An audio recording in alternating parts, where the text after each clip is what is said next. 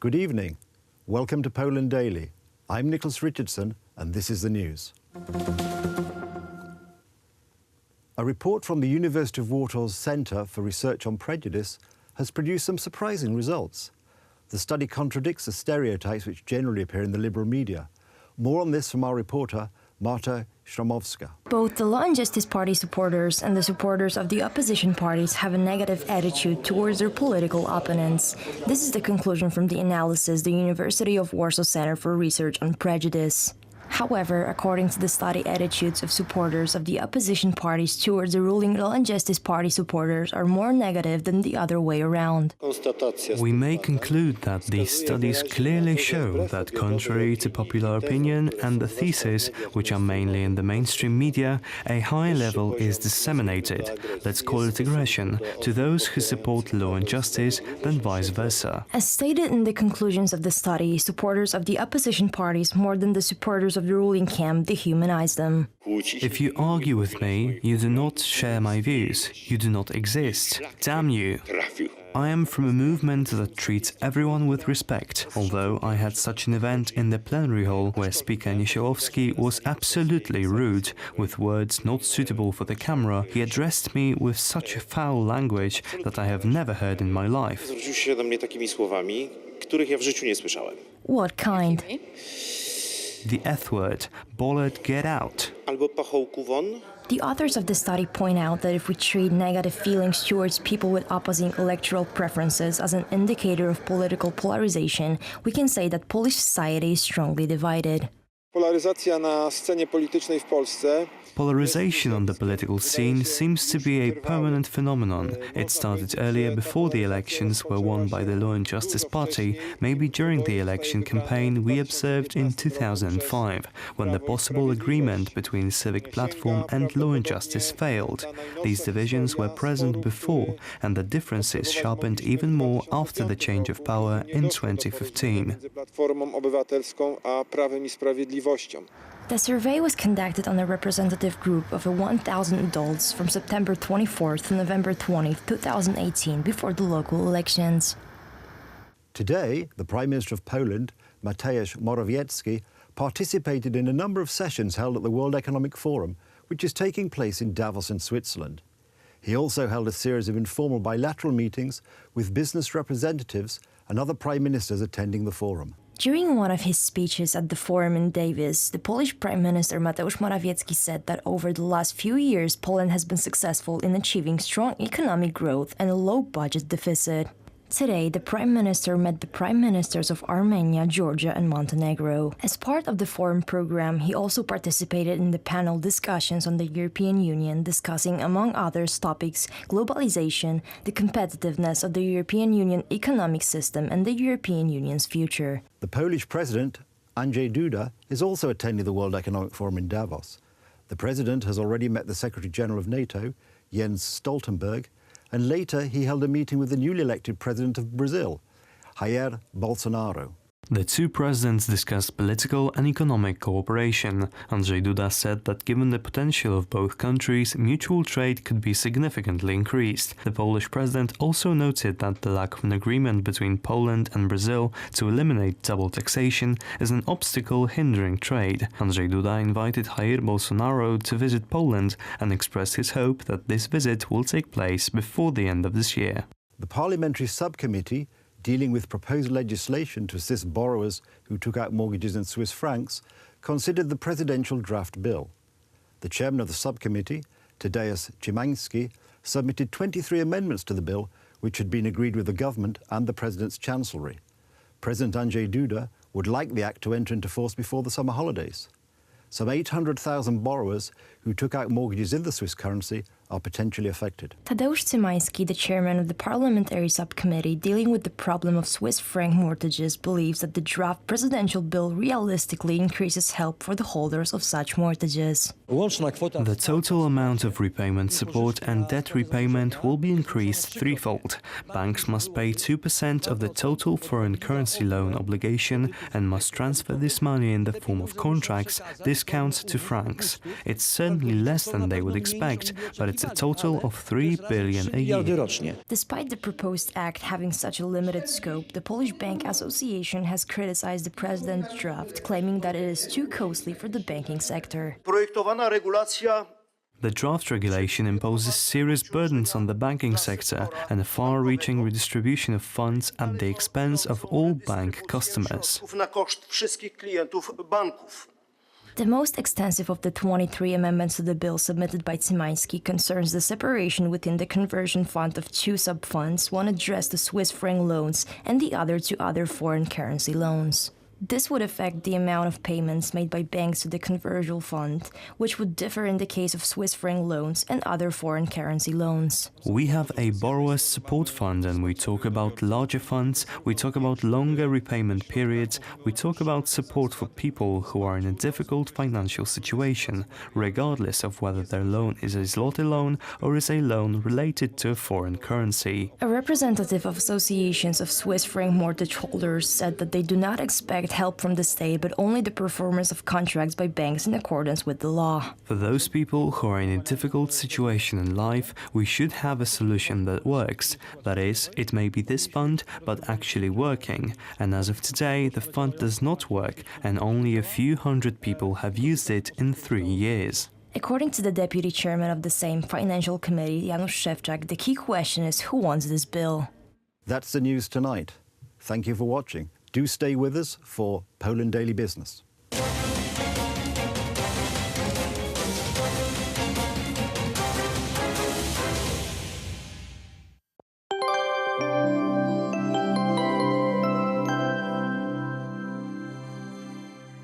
Welcome to Poland Daily Weather. Let's see the forecast for tonight. In central and western Poland, skies will be cloudless. The temperatures ranging from -12 degrees in Białystok to -5 in Kraków and Katowice. Snowfall is expected around Lublin and Rzeszów. Let's see the forecast for tomorrow. Snow will appear almost in every region except Koszalin and Szczecin. Temperatures ranging from -8 degrees in Białystok and Olsztyn to -3 in the southwest. Gusty wind is expected in the central and south of Poland. Let's check the weather for the next days. On Saturday, much more sun will appear. Small snowfall are expected in the east. On Sunday, pressure will drop, but temperatures will increase to 4 degrees in the southwest. On Monday, people at the Baltic coast will enjoy sunlight. Thank you for watching and goodbye.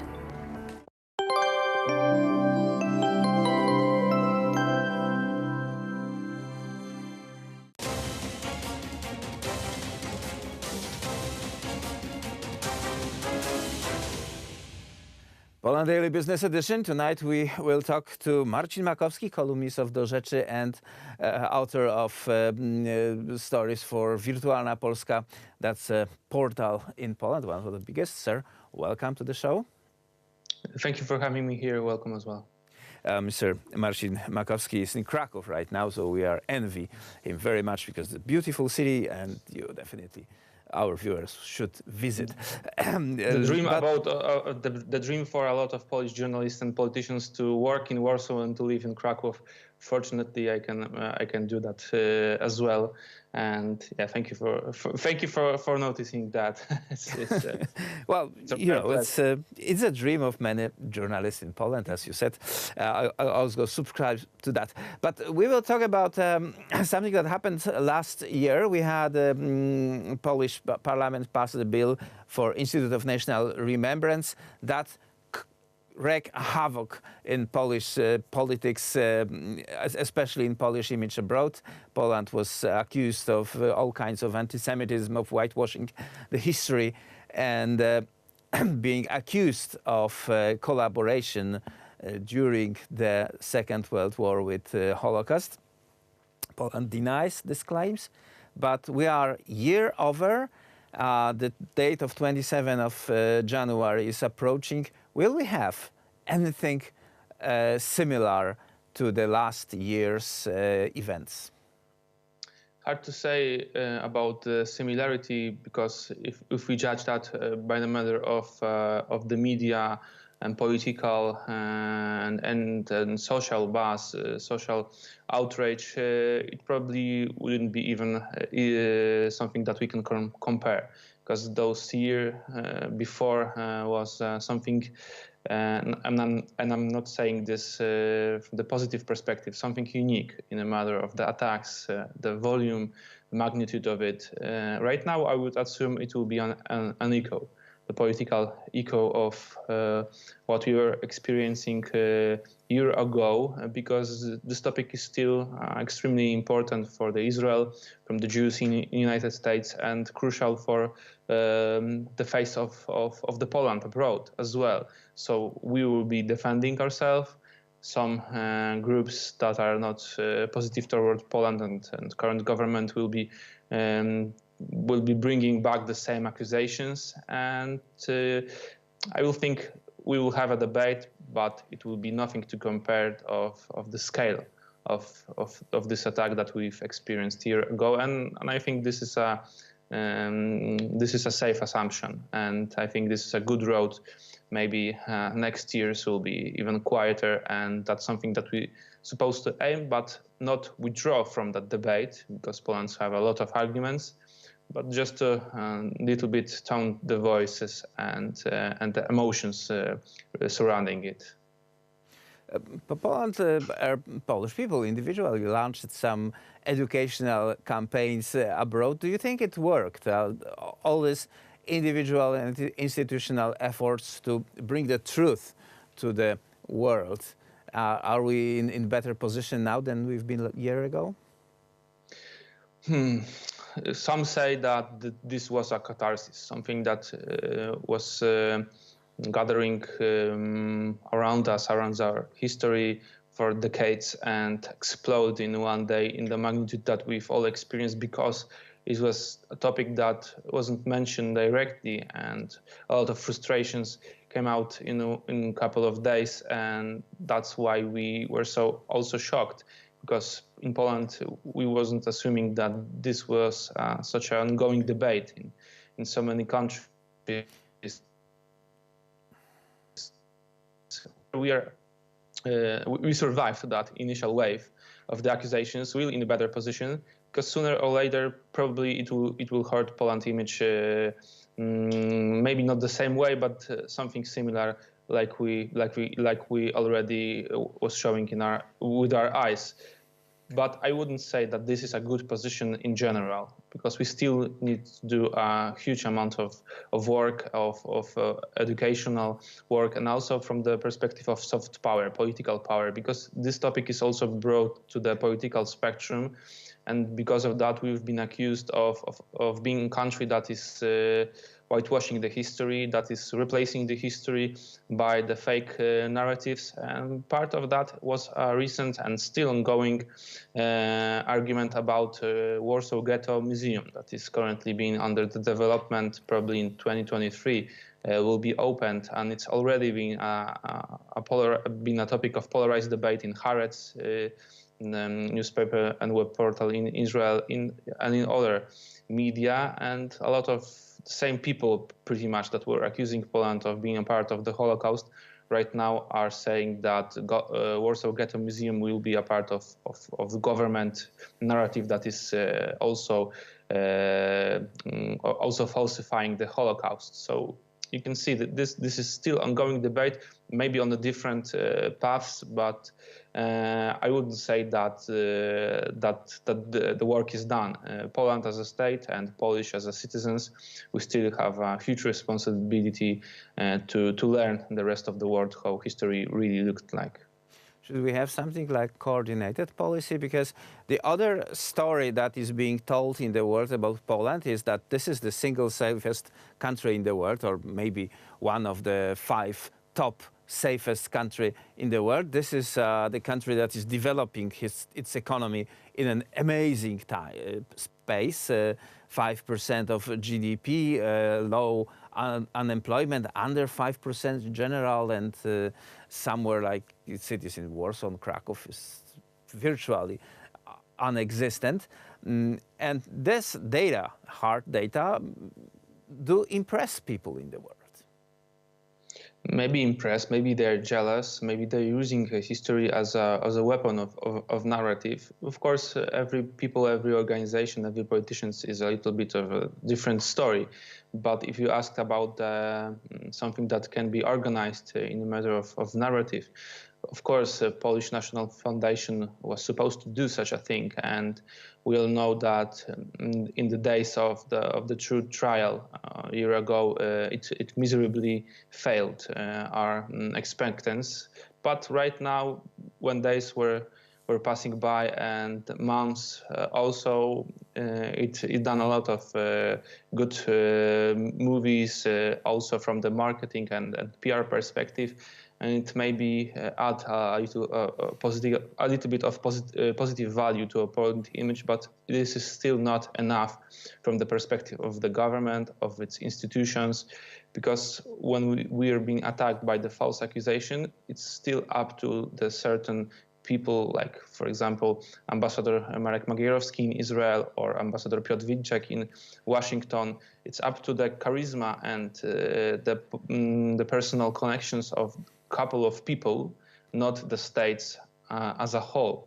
And this is something that, in my experience and in my opinion, this lesson is still something that is ahead of us to fulfill the needs of the modern debate about the politics and about history when it all emerged, and it's hard to compare. Poland wasn't prepared for that. Maybe it's prepared a little bit better right now. But when you still try to have a conversation with someone from United States or from the Israel, which is not well educated in history and politics, he's still taking from those stereotypes of Poland being a country of collaborators. When, for example, and this will be a conclusion of this part of my answer, was the only one country in Europe and from a lot of other countries in the world that never had even a single soldier in Waffen-SS, this foreign fighting SS divisions, when, for example, Holland country, so much smaller than 1,000 troops volunteered to fight with Nazi regime, Germans with other European countries and with Soviet Union. So if we still have this kind of obvious things to explain, we still have a lot of things to do in the future. But the road that we are taking is in the right direction, but it's just a long road, and we need to have that in our mind and don't feel safe because the initial wave of this discussion passed. This is still an extremely important topic, and it needs to be considered as such. And we speak about that on the business program because it may hurt the brand of Polish products being associated wrongly with bad things in the past. Marcin Makowski, thank you very much for participating in our show, and that will be it for tonight. Thank you for the invitation. Ladies and gentlemen, next show tomorrow. Please stay with us.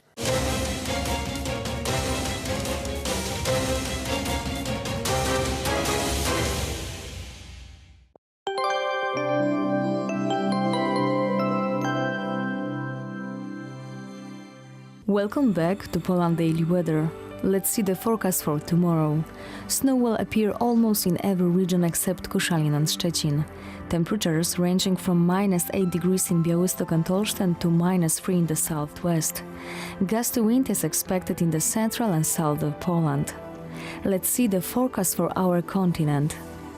In northern and eastern Europe, we expect more snowfall. The lowest temperatures -11 degrees in Moscow. In Central Europe, temperatures range about -6 and -2 degrees. The hottest capital city in Europe is Lisbon with 17 degrees. A lot of sun will appear on the whole Iberian Peninsula. Thank you for watching and goodbye.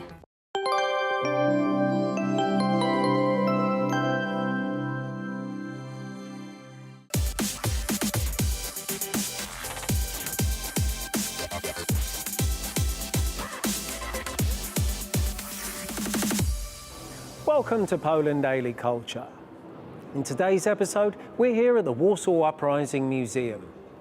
It's not widely known that Polish music, literature, cinema, and nightlife scene were thriving between the First and Second World War. So join us as we take you on a journey through that period with the people who knew it best. Welcome, Mr. Artur Gorniewski, to Poland Daily Culture. Welcome, John. Thank you very much once again for the invitation.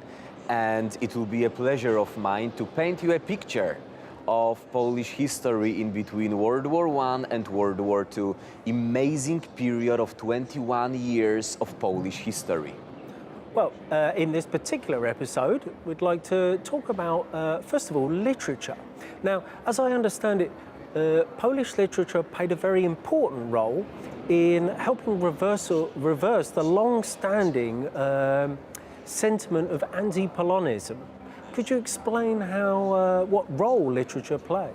It's not only finally we could speak in Polish, but write in Polish and read in Polish after the second uprising against Russia in 1861. In few years, it was impossible, it was forbidden to use Polish language in literature, schools, and even some places of everyday life.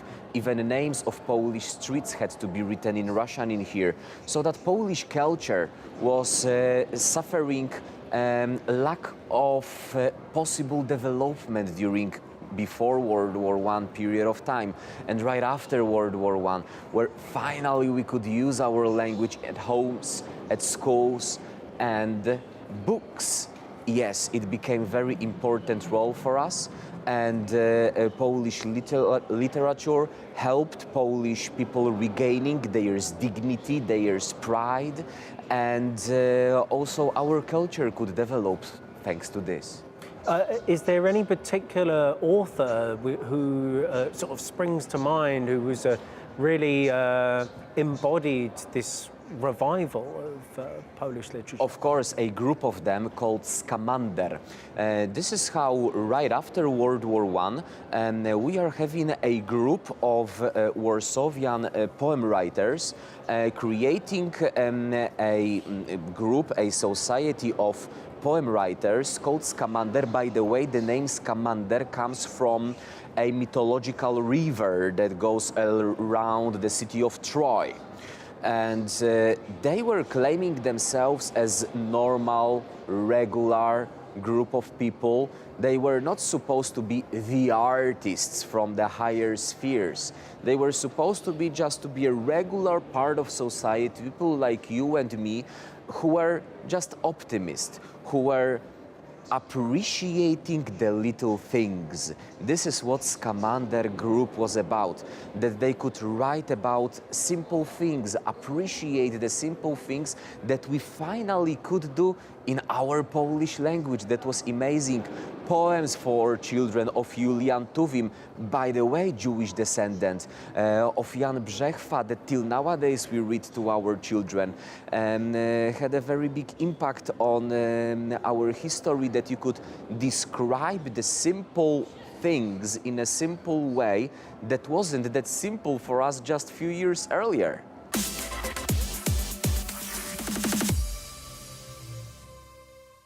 Poland's regaining of independence gave a new impulse for developing new directions in literature. The first of them had its splendor in the 1920s and was characterized by enormous joy and euphoria due to the end of the war and the regaining of freedom. The vision of a new future was full of optimism. This joy is especially visible in the work of poets from the Skamander group, whose works showed joy and fascination with everyday life. The second period, in the 1930s, was marked by a crisis of civilization and a generally growing feeling of pessimism.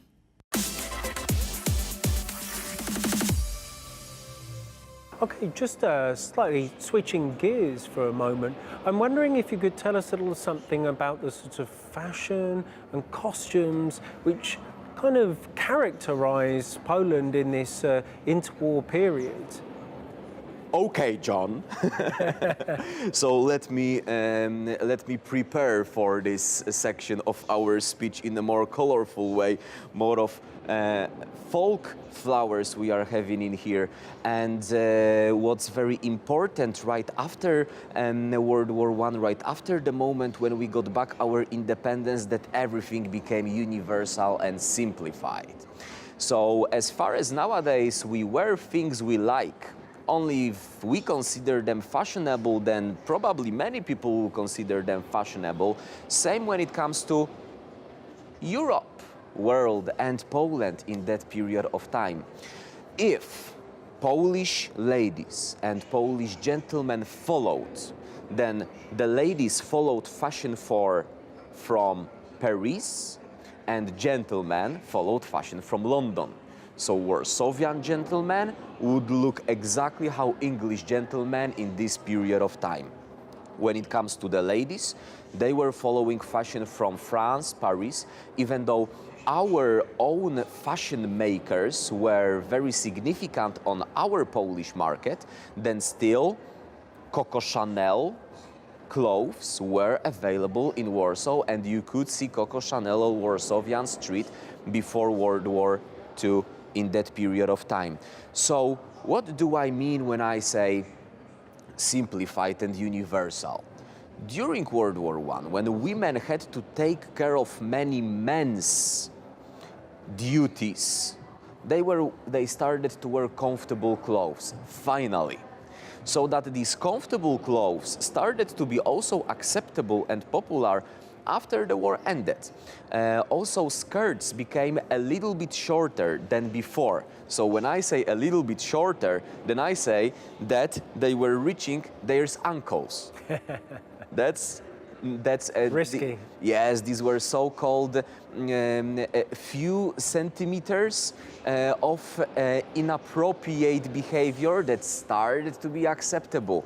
Black and white, these were the colors of these days. Black and white, mostly top was white and the skirt was black in that period of time. And also, if we talk about fashion, we talk about a fashionable lady.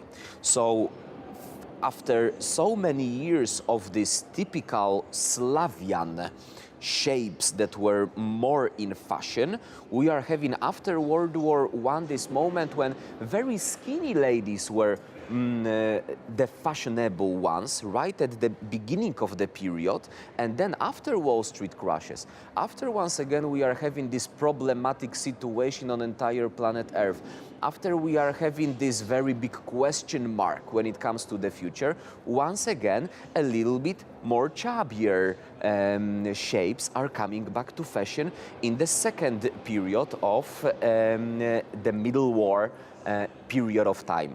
If we are talking about simplified clothing, we are talking about simplified hairdressing style as well. Very frequently, a lady would go to a hairdresser and say, okay, just make my hair shorter.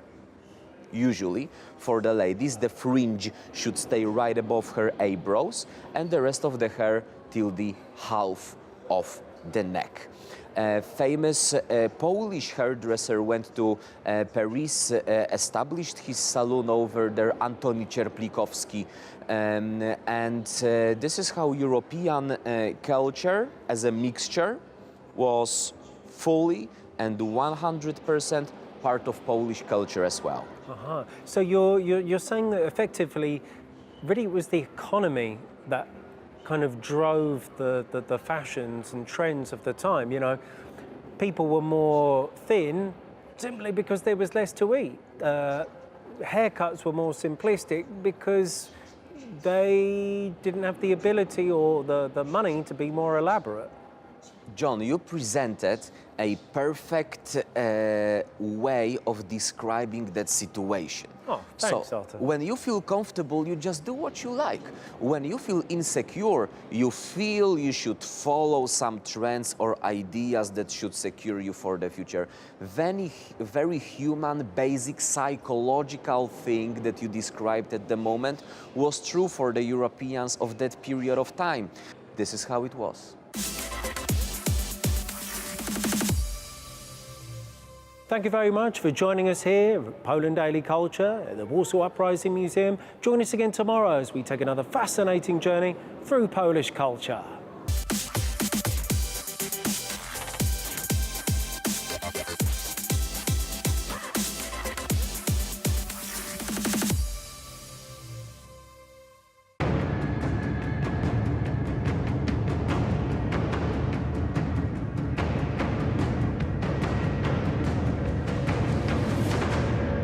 Hello, welcome to Poland Daily History. I'm your host, Phil Goss. We're at the Praga Museum today in the Praga district of Warsaw. Praga is separated from the main part of Warsaw by the Vistula River, Praga being on the east bank. It's an older part of the city which has been destroyed a number of times over the centuries, although it did escape destruction in the 20th century, meaning we have lots of nice 19th century architecture to enjoy while we walk around the area. It's also the source of a number of different and interesting people, as well as a number of different things as investment points in Warsaw are concerned from the 1930s, 1920s, as well as in the communist times, as well as in the post-communist times. We'll talk to a couple of people here at the Praga Museum who can shed much more light on the subject, and we'll learn quite a bit along the way. For Poland Daily, I'm Phil Goss with our guest Franciszek Płóciennik, docent or education specialist at the Praga Museum in Warsaw. Franciszek, what happened in Praga during World War II, from the start to the very end? First, there's been a huge Jewish community living here. So in 1940, the Nazi Germans just picked them to the ghetto. So all the Jews that lived in Praga and have been a part of its culture, of its history, of its industry, of its trade, of its craftsmanship, just disappeared and vanished, right? Praga has not been demolished and razed to the ground like the city of Warsaw. Warsaw has been destroyed in 85% during World War II. Praga actually has been and still is the only part of Warsaw that has not been destroyed, right? So just until the entrance of the Soviet troops in 1944, there was not much going on here. Actually, everyone who tried to escape the Nazis was looking for some fake documents and so on, moved to Praga for their business, right? Now, recently there was a film called The Zookeeper's Wife, and that film takes place in what was ostensibly the Praga Museum, the zoo, as it were, in Praga. Of course, they filmed it actually in Praga Czeskie, but the real story took place here. Can you tell me about that story? The zoo, located in Praga, started in 1928, so it's like 91 years old. And during World War II, it's been governed by Jan Żabiński with his wife, Antonina Żabińska. And they used to help a lot of Jewish families trying to escape, to flee from the ghetto, trying to hide and escape from Warsaw. So the zoo itself has been bombed at the end of the war because the Nazis just discovered that the zookeepers have been trying to help the Jews. But basically, they did it for the 6 years of war. So towards the end of the war, I understand the Soviet troops came here and stopped. How did the Soviet occupation affect Praga? That was really interesting. That's a dramatic time in Praga because the Nazi German troops stayed in Warsaw, trying to demolish every part of the city, one after another. At the same time, the Soviet troops entered to Praga. So there was only the Vistula River right between them. They stayed here for a couple of months, waiting for the Nazis actually to leave Warsaw, and then they entered and they just they started to rebuild the city itself. So Praga has been the very first capital city of the communist Poland for 6 months. That's interesting. Unfortunately, apart from Soviet troops, there was NKVD troops moving in here, looking for any kind of Polish resistance, interrogating, torturing and killing them in many places here in Praga. So the NKVD, or the Soviet secret police, they were located here, had their central office here. The first Soviet embassy was here. Yes. And so how did that affect 1945 and 1946, in fact? The Soviet presence here and the NKVD headquarters and their offices, their bureaus and so on have been present here at least until late 60s. But actually no one wanted to talk about it. So the discovery about things going on there, including interrogations, tortures, and killing the interrogated, have been discovered 10 years ago because no one wanted to talk about it. Even people who've seen it, who've been living in these buildings, they didn't want to to uncover the truth. So still, actually, we are in the middle of the process of discovering and exploring the truth about the Soviet heritage. That's really dramatic. Where do you find information on what happened in these years? This is really difficult. Actually, any kind of source could be useful, but Soviets tried to do everything they could not to leave any traces, any documents, and any footsteps behind them. So actually, it all started with discovering some items in one of the cellars, one of the buildings where people live, right? Certain authors, modern-day authors about the history of Poland, like Norman Davies or Viktor Suvorov, have they ever shed any light on what happened in Prague in this time? I haven't seen Norman Davies touching this issue because actually things going on in Prague are being discovered and rediscovered right now. So I think we can expect some books or any kind of scientific material about it in the next 5, 10, 15 years, I guess. For Poland Daily, I'm Phil Goss with our guest Franciszek Płóciennik at the Praga Museum. Praga witnessed, as did practically all Polish cities and villages, the brutal practices of the two bloodiest totalitarian ideologies in human history. While heroes such as the Żabiński family had done everything they could to save Jews from extermination, other Praga residents would soon have to face a new evil. Praga became the headquarters of the occupying Soviet forces, having reached it 5 months before managing to cross the Vistula River and establishing themselves in Warsaw proper. Next up, we will look into the story of the Żabiński family and the hundreds of Jews they sheltered in the Praga Zoo during the war. I'm Phil Goss with Poland Daily History. At the Praga Museum with Ms. Jolanta Wiśniewska, Senior Curator. Ms. Wiśniewska, recently a film was released using the history of the zoo here in Praga as a backdrop for a true story regarding a man and a woman, a husband and wife, who saved many Jews during the war. Could you tell us more about their story? Tak, ta historia państwa Żabińskich, Jana I Antoniny Żabińskich. Yes, the story of the Żabińskis, Jan and Antonina, has recently become famous around the world, thanks to the film Azyl, or The Zookeeper's Wife as it is known abroad, based on the testimony of Antonina Żabińska. The Żabińskis, Jan and Antonina, were tied to Praga from 1929, or more precisely to the zoo in Praga, because Jan Żabiński, a zoologist, a popularizer of animal knowledge, and a figure linked with Polish radio, was the director of the Warsaw Zoo from 1929 for many years. He practically created it from the beginning and caused it to be one of the leading zoological institutes in Europe. He was supported in this by his wife Antonina, who wasn't just the wife of the director, but also worked in the zoo. She looked after the animals and was a particularly warm and important person at the zoo. The Żabińskis didn't leave the zoo during the German occupation in the Second World War, even though the zoo stopped functioning at that time. The animals were either shot or exported mainly to German zoos. The animals stopped living there, but the zoo remained and the Żabińskis remained in their house, known as the Villa Under the Crazy Star, and engaged in helping Jews from the Warsaw Ghetto. A few hundred people found shelter in their home and some of the areas of the zoo. There is talk of 300 people who could live there for some time before a safe place was found for them. Kierowały się w życiu takimi zasadami ludzkiego humanitaryzmu I realizowały je. The Żabińskis after the war were honored with the Righteous Among the Nations medal and planted their trees in Jerusalem in 1965.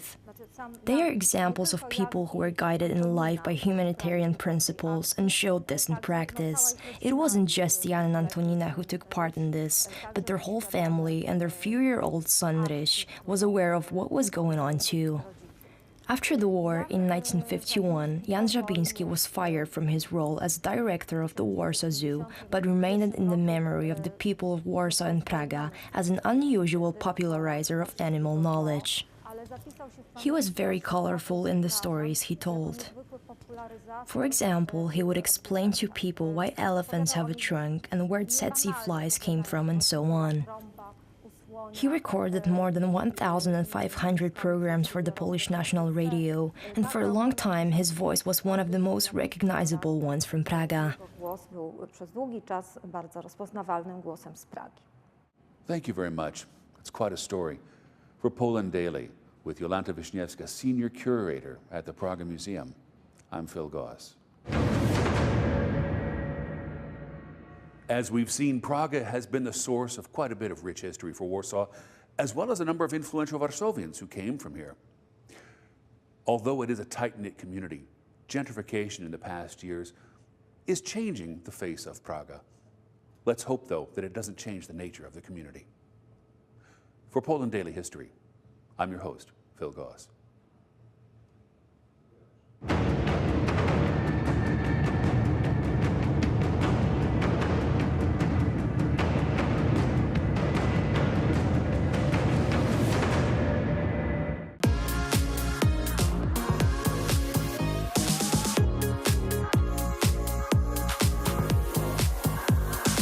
Hello and welcome to Poland Daily Travel. We're glad to see you again. In this new series, we're going to go behind the scenes in Warsaw. We will be trolling the nooks and crannies of the capital with our guide Wojtek Młatkowski from, wait for it, Behind the Scenes Warsaw. That's the name of his company, which provides entertaining and informative tours of the big pierogi, Warsaw, beautiful downtown Warsaw. In fact, all of Warsaw. He keeps an eye out for things you simply would not notice without his expert guidance. So sit right back and we will tell you a tale, starting with Plac Zamkowy, or Castle Square in the Old Town. We will then head to the far side of the ancient city, behind the castle, and then over to the Warsaw City Museum to examine ancient foundations. We'll take you for a spin in the revered Żuk van, a motor vehicle so fabulous they named it Beetle. Or they named it after a beetle, anyway. Yeah. The Żuk rules, as you will see.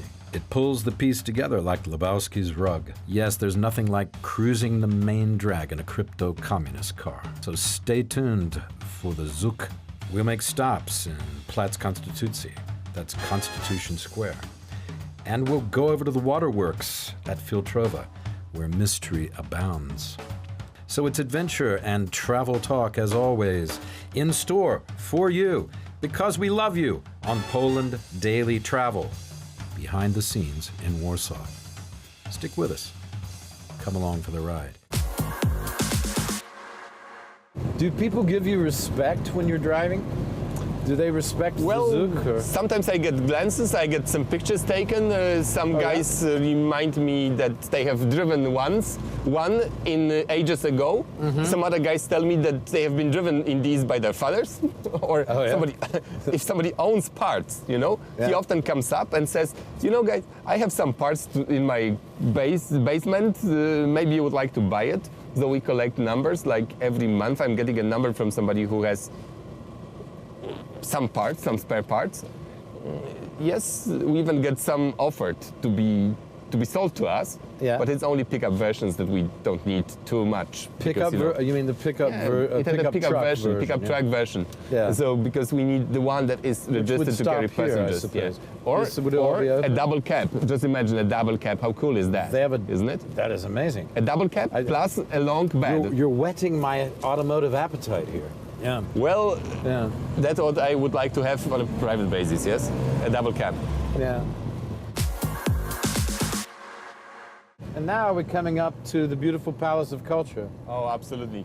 Yeah? Stunning, monumental building. And it will not be the tallest building of Warsaw very soon, Yes. Right now there are guys building up a bigger building couple of houses away from it the would be place. like 300 meters, I think. Over 300 meters. Yeah. That is like, I don't know how many feet they are, but very many feet, isn't it? It's big. It's like almost 1,000. It's over 1,000 feet because it's Yeah. 309 meters, and I assume these tall guys building. wanted to reach those.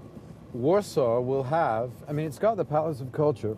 It's big, yes. We've been shooting, you know, we've been there a lot. I mean, you can't that's you can't miss the Palace of Culture in Warsaw, but it commands the thing. Yeah, and I assume you will ask me about my opinion. Do you want me to ask you your opinion? Well, okay, what's your opinion? I think it is a lovely place and a great palace. You think it's absolutely interesting, and it is a reminder of difficult times, but also a very useful building. And sometimes, you know, even an unwanted child gets loved and adopted, and you know, even if you had no way to protest, as it was put up, right? It just seems to be useful by this moment. We have fancy exhibitions there, like the spiders of the world. Yes. Yeah, there's a swimming pool there. And yeah, and you know, lecture halls that I personally visited.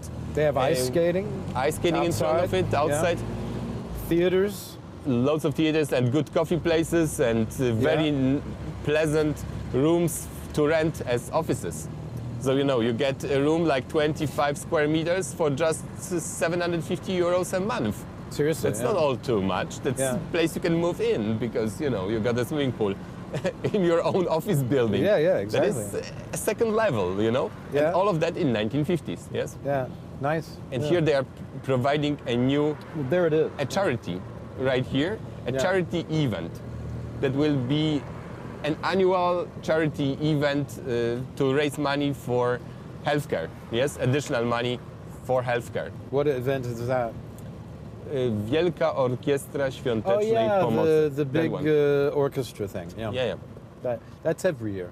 Yeah. That's every year. It's not new. It's been for some long time, I think. Yeah. Since I can remember. 20 years anyway. Yeah. That's long. You will see which is this one because they will always, you know, put the number. Which edition is that? And now we go by and we'll look at a little bit of our public debt, you know, how much we have at this display over there. That's a sobering number later. It might come up within the time we are driving through the junction. We're at the Centrum roundabout Center of now. Warsaw, yeah. Absolutely center. the heart of Warsaw right now. That's where you get the kilometers to, yes? Like this is, you count the kilometers from and to.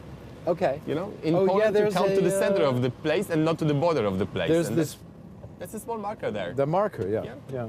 That It tells has all you the also distances. we are halfway to everywhere.